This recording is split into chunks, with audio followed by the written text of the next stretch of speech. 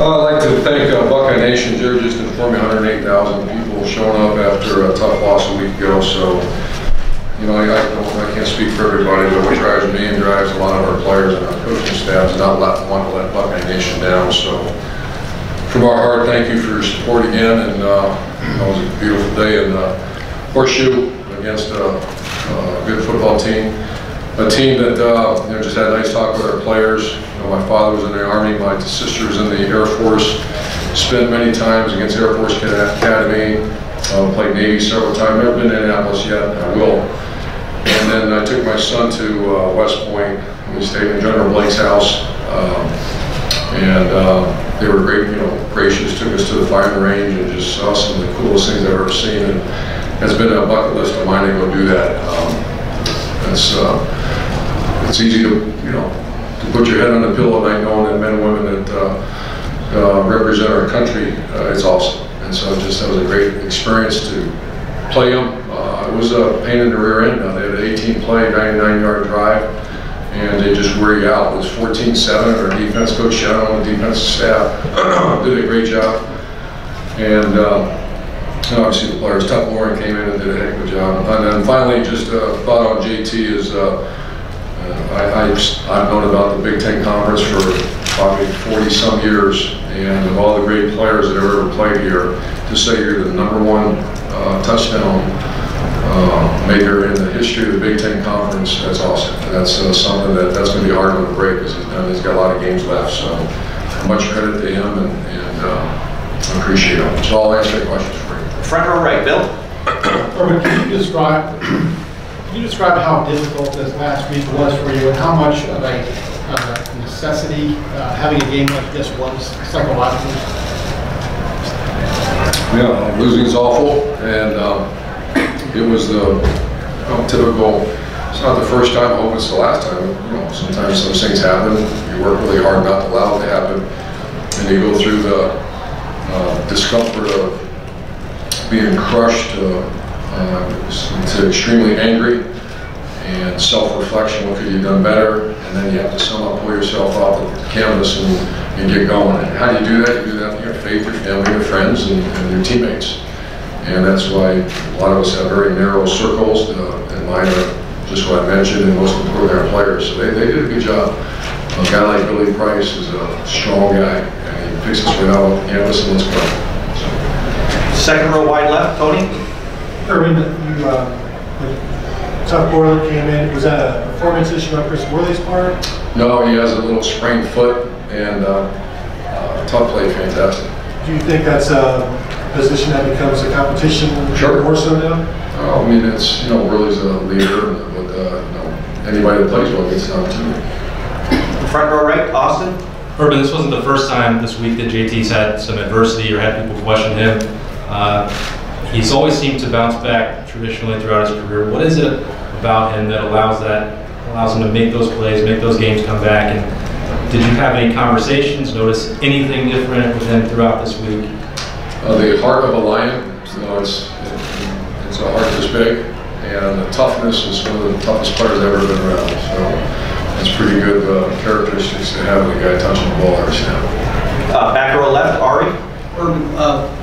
JT was 1 touchdown away from that record. How aware are you during games about how close a player is to breaking a record like that? And do you think about that? Do you keep him in longer? And, you know, just how? No, I wasn't aware of that one until I saw it pop up on the screen. Sometimes you will, like, you know, not very often though. Like someone say, I remember Zeke or something, that he needs 5 more yards to. And then you start going through your mind, you know, you don't want to embarrass your opponent, you don't want to get a guy hurt. So that didn't happen this game. It's happened before.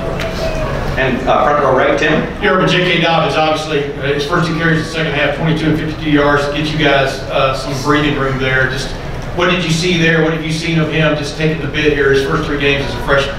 Well, we saw it against Indiana. You know, unfortunately, we didn't get him in space.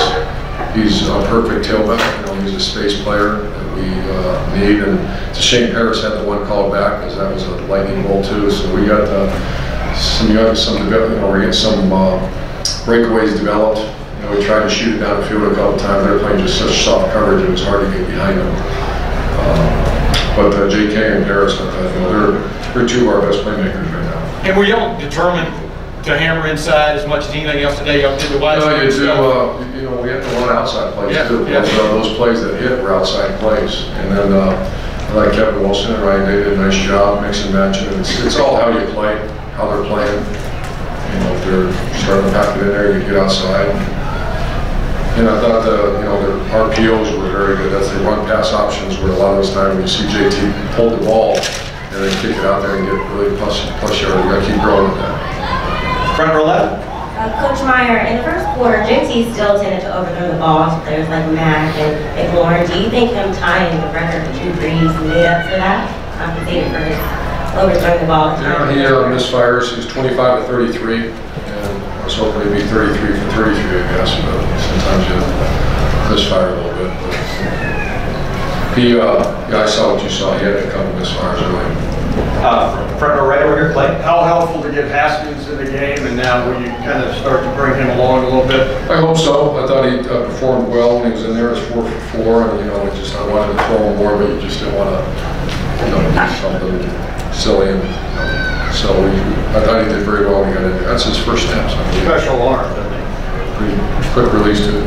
And final two questions, far left, Doug. Urban, I know obviously you guys did a good job on some of those perimeter throws and spacing that a little bit, but sometimes it looks like if you just handed to the tailback every play, you guys could have put up 60 if you wanted to. Do you have Just that easy, right? Yeah, I mean, it's just, I mean, hey, but it's more than that. First of all, it's much more than that. No, I know. But you did give it to JK on the first 2 times in the second half, and he went Just a 2-yard, 74-yard drive. But just give it to him every time. yeah. Do you know, and I asked you this during the week, but do you still have, you know you need to throw, right? I mean, even if you think you could run every time, and I know it's not that You can't run every but time. you have to be balanced, you have Yeah, to. the reason it runs, just to help you a little bit with it, I'm an expert, but just I run this for all the time. Just to clarify a few things, what makes the inside run game open up is when we start hitting all those bubble screens and a lot of the horizontal pass plays too, or eventually they just get tighter and tighter. So you have to be very balanced. And I think we were very balanced today, if I remember right, like 300. What is Yeah, that? 316 passing and 300 or 270 rushing. So that's about what we need to be. But you do have to, in the big games, you have to be balanced because they can stop the run But you're pretty happy with that balance, that's how you would like it to look. every game. And final questions over here to the right, Steve. Coach Shiano was down on the field today.